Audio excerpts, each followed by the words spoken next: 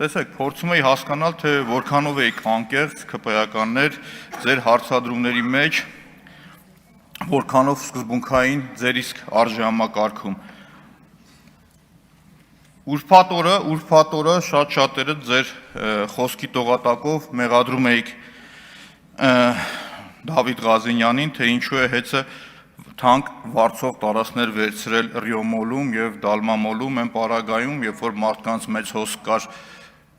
մեծ հոսք կար այդ առևտրի կենտրոններ եւ մարդկանց հարմարավետության խնդիր կար։ Բայց ինչ որ է, ողջունում եմ ձեր արդարության այդ սկզբունքայնությունը, բայց կուզենամ ձեր շատ չծանրաբեռնելու համար ժողովուրդ Երևանի քաղաքապետարանում նմանատիպ մի քանի խնդիրների գնահատական տալ եւ ներկայացնել ձեզ, ինչպես նաեւ ակնկալել ձեր իսկ գնահատականը։ Տեսեք, 06/05/2026 թվականի մայիսի 6-ին Երևան ավտոբուս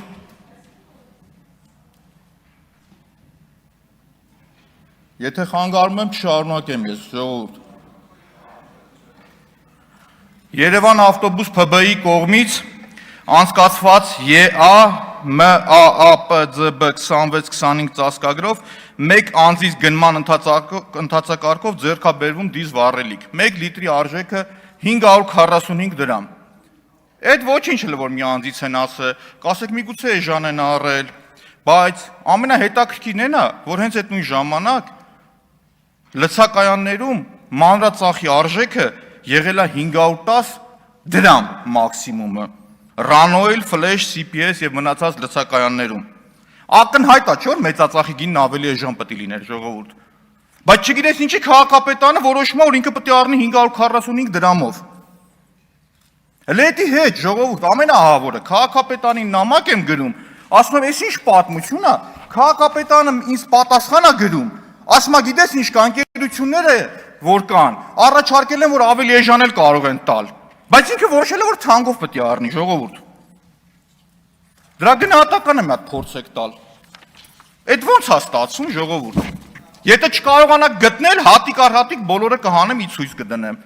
Գնման օրով, վայրով, ժամով։ Ո՞նց է լինում, որ շուկայի մեծ նույն բանը մանրածախը ծախում են 510 դրամով, դուք մեծածախը առնում եք 545 դրամով։ Էս ինչ ուժեղ առևտուր անող եք դուք։ Ու մեղադրում են պարոն Ղազենյանին, չգիտեմ ինչի մեջ։ Բայց հաջորդը ձեզ ասեմ, այն Յութոնգ տրոլեյբուսները հիշում եք, որ լավ գովազդեցիք բանի ժամանակ, քարոզարշավի ժամանակ։ Առաջի պարտիա Յութոնգը, երբ որ առնում եք 135 միլիոնով, քաղաքապետարին ամենավերջի խոսքերն ասել են, որ ժողովուրդ մտեք ինտերնետով նայեք, թանկ եք առել, ինչ եք անում, $100,000 թանկ եք առել։ Մյուս գնմանը հետևելու եմ, նայում ես ձեռք բերում, տրանսպորտ մյուսը։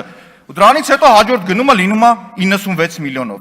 Մի անգամից 40 միլիոն պակասում է, ժողովուրդ։ 15 ավտոբուսի մեջ մոտարապես $1.5 միլիոն։ Բայց ամենաթարմը, շաբաթ օրը Ազատություն ռադիոկայանը հրապարակեց մի տեսանյութ։ Պոլիկլինիկաները, որոնք որ ուղիղ Երևանի քաղաքապետարանի կուրացիայի տակ են եւ 20-ից ավել բժշկական կենտրոններ կա։ Ուրեմն 540,000 դրամով ինչ որ տնտեսվարող ասում է վարձով տվեք ինձ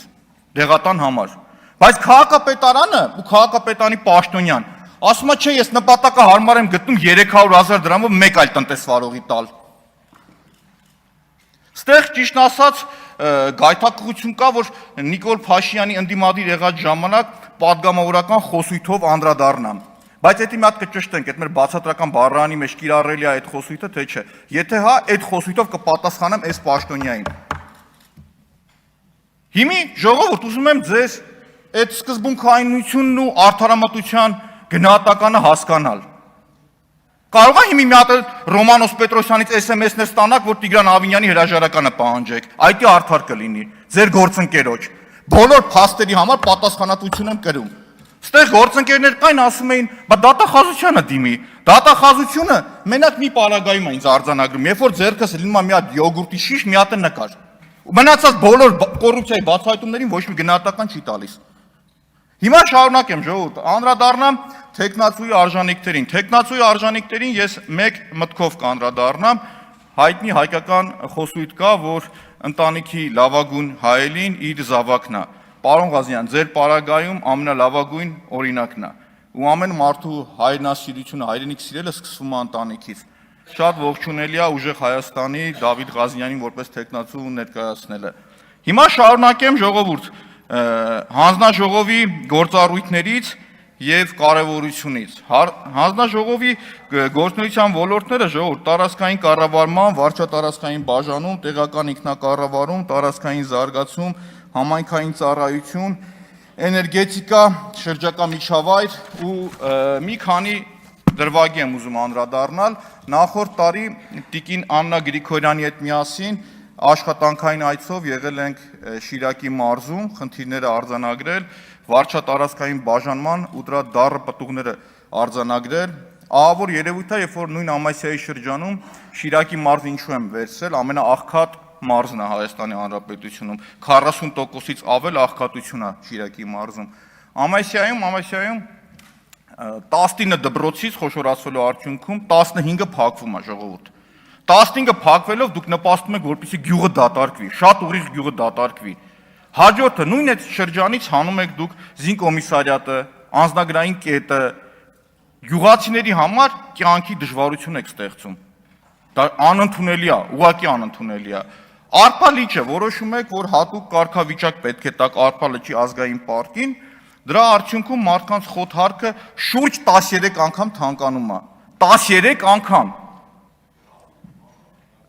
Ուրեմն, պարոն Սիմիջան, պատասխանեմ ձեր հարցին ու հիմնավորեմ, դուք կարող եք դրանից հետո ոնց որ հիմա առաջարկում էին, որ հատուկ կարգավիճակ ունի, գյուղացիները ընդամենը 1 ամիս գործ ունեն այնտեղ, իրանց խոտը քաղել, 1 ամսվա պայմանագիր կնքել է գյուղացին այդ բեռը չզգար իր վրա։ Այսինքն ստեղ պետք է ճկուն օրենսդրական լուծում։ Այստեղ պետք է որպեսզի եւ կառավարությունը եւ օրենսդիրը շատ ճկուն գործեր։ Ես չեմ ասում ինչի համար ազգային պարկի կարգավիճակ ստացել։ Ես ասում եմ դու պիտի գյուղացու կյանքը ավելի հարմարա։ Այդ շրջանը հայտնի է իր անապահությամբ, բայց շարունակեմ արագ խոսեմ։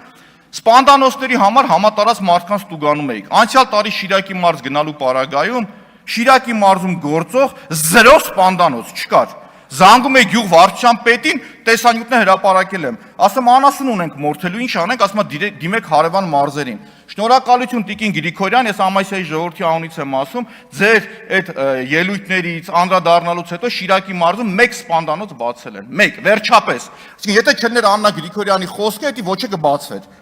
Հաջորդը ժողովուրդ, Կապսի ջրամբարի խայտառակ պատկերը 2023 թվականին 8 տարի 8 միլիարդ դոլար պարտք խոստացած ջրամբարներ կառուցել եք վեդին, որը լա ամբողջական չգիտես ավարտվելա թե չէ, ջուրը լցվի հասկանանք, այնուամենայնիվ ոնց է այդ ջրամբարի կարգավիճակը։ Կապսի ջրամբարը 2023 թվականի մայիսին պետք է սկսեի, 26-ին ավարտեիք։ Ծրագրի արժեքը շուրջ 120 միլիոն դոլար ա եղել։ Գնում արձանագրում ենք, որ նույն տիկին Գրիգորյանի հետ, որ 10% աշխատանք իրականացված չի, մեզ ասում են շարունակվում է աշխատանքները։ Վերջում լավ այդ ելույթներից հետո նորից վերջնականապես ընդունեցին, որ փակված է, բայց դրա բեռը քաշողը մեր ժողովուրդն է։ Վարկային ծրագիրը բերում ես, դու վարկային ծրագիրը չես արդյունավետ իրականացնում, դրա մնացած ածանցյալ խնդիրները քաշում է ժողովուրդը։ Հաջորդը Գյումրիում Շիրակի մարզում աղետի գոտու տնակային ավանները վերացնելու համար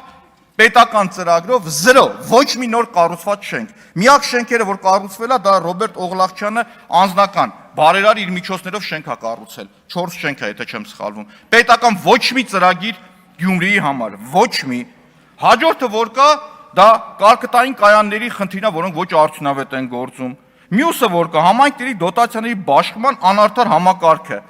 Ոչ են անդիմադիր լինի համայնքի ղեկավարը, քաշվավ այդ համայնքը, վառ օրինակ Ախուրյան համայնքը։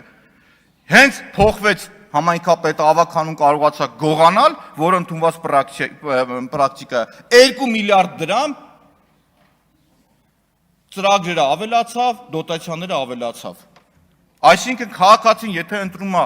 իր կամքով այլ համայնքի ղեկավար, տուժվում է գյուղացիները ամբողջությամբ։ Եվ վերջում բնապահպանական կարճ խնդրին ժողովուրդ 10 միլիոն ծառ էին խոստացել, որ տնկեին, անցյալ տարի Երևանի բյուջեով 4.9 միլիարդ դրամ փող են ծախսել կանաչապատ գոտիներ ստեղծել պահպանելու համար, գուշակեք քանի ծառ են տնկել։ 5044, որը մանգաս էդ էլ չկա։ Ավարտեք։ Այս պայմաններով կներեք 10 վայրկյան, այս պայմաններով Հարգելի գործընկերներ, երբ որ ես ասում եմ ավարտեք, խնդրում եմ ավարտել, ոչ թե ուշադրություն չդարձնելով շարունակել ձեր ելույթը։